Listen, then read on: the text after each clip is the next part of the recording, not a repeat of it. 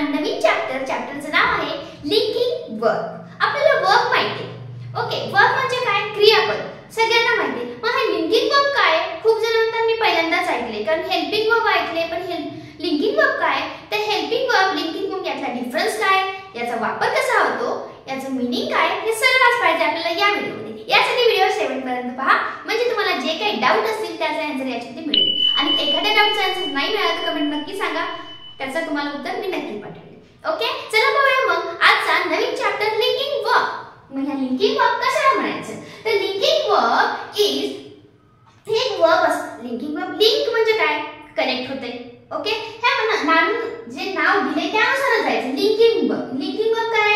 Connect होते, ते एक क्रियापद आहे, छोटंसं लिंक करते ते लिंकिंग वर्ब। लिंक म्हणजे काय आपल्याला माहिती आहे, कनेक्ट करायचं, जोडायचं। मग linking verb connect the subject to noun. Linking verb काय करतं? Connect the subject. एखादा सेंटेन्स मी तुम्हाला सेंटेन्स देते त्यावर सांगते कुठं सब्जेक्ट कसा कनेक्ट झालाय ते। पण आता डेफिनेशन काय आहे?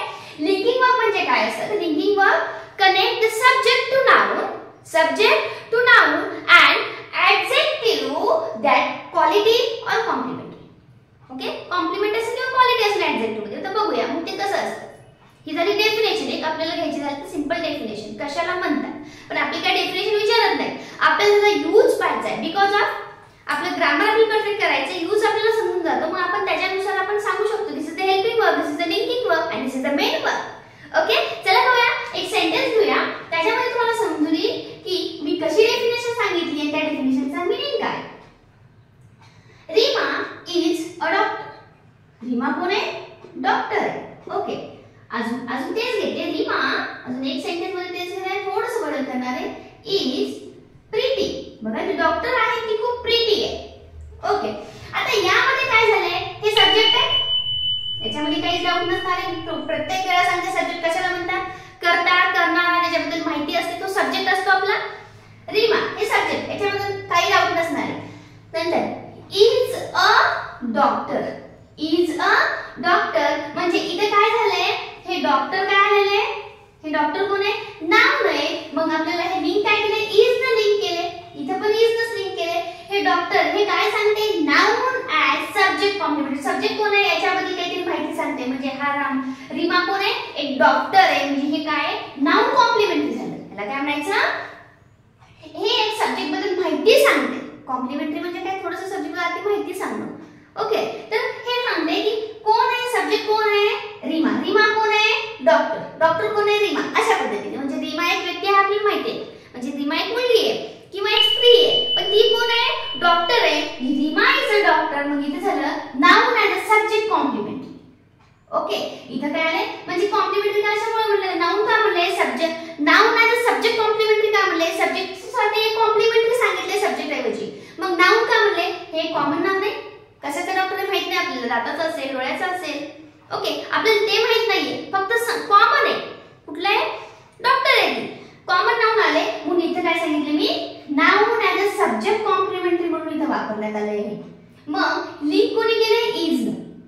आता इथे बघा रीमा इज अ प्रिटी। आता प्रिटी काय सांगते? विशेषण सांगते, ती कशी आहे? खूप प्रिटी आहे ती, ओके। आता प्रिटी तुमचं मीनिंग माहिती आहे तुम्हाला, कशी प्रिटी म्हणजे सुंदर आहे। त्यावेळेस होता रीमा इज अ प्रिटी। मग आता इथे नाउन आहे का हे प्रिटी?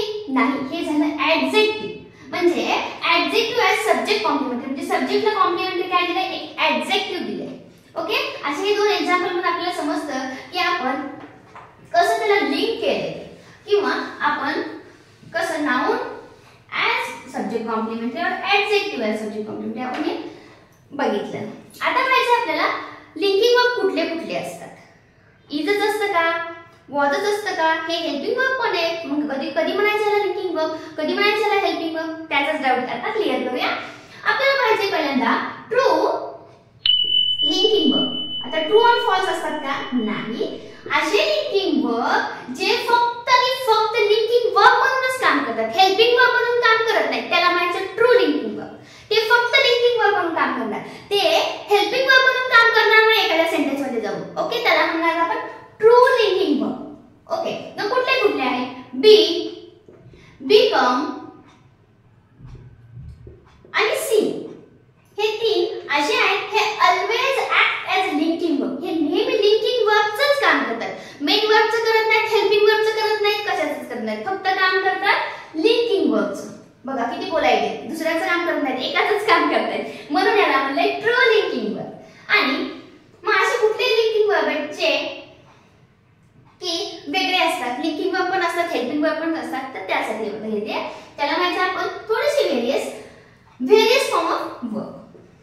ते काय होणार आहे, त्यांच्या पोझिशन नुसार कधी हेल्पिंग वर्ब पण होतील, कधी लिंकिंग वर्ब पण होतील यानुसार.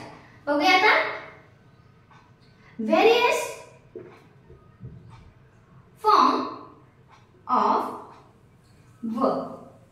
आता हे कुठले कुठले ओके, कुठले कुठले हे आहेत इज, एम, हे सगळ्यांना माहिती आहे पण आपण नेहमी ह्याला हेल्पिंग वर्बच म्हणतो.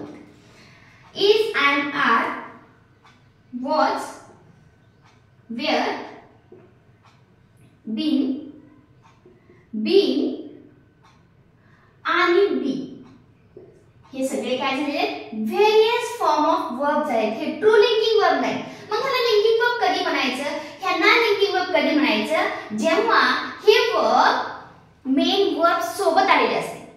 ह्यांना लिंकिंग वर्ब आपण हेल्पिंग वर्ब कधी म्हणायचं, ह्यांना काय म्हणायचं, हे मेन वर्ब सोबत नाही आले तर मग म्हणायचं हे कसले लिंकिंग वर्ब. जर हे मेन वर्ब सोबत आले तर मग ह्यांना म्हणायचं हेल्पिंग वर्ब. ओके, चला आता सेंटेन्स लिहूया म्हणजे तुम्हाला समजेल.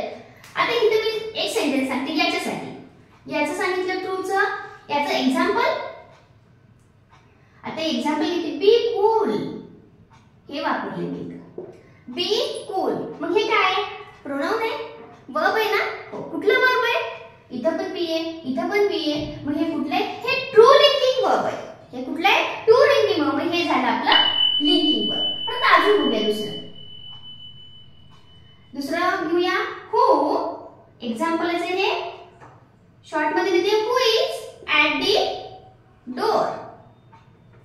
Who is at the door. इथे हे इज सुद्धा कशाचं काम करते, लिंकिंग वर्बचं काम करते, नॉट अ हेल्पिंग वर्बचं. मग इथलं पण इज आहे. आता ह्या इजलाच मी हेल्पिंग वर्ब म्हणून लावते. पहा, he is doing his project.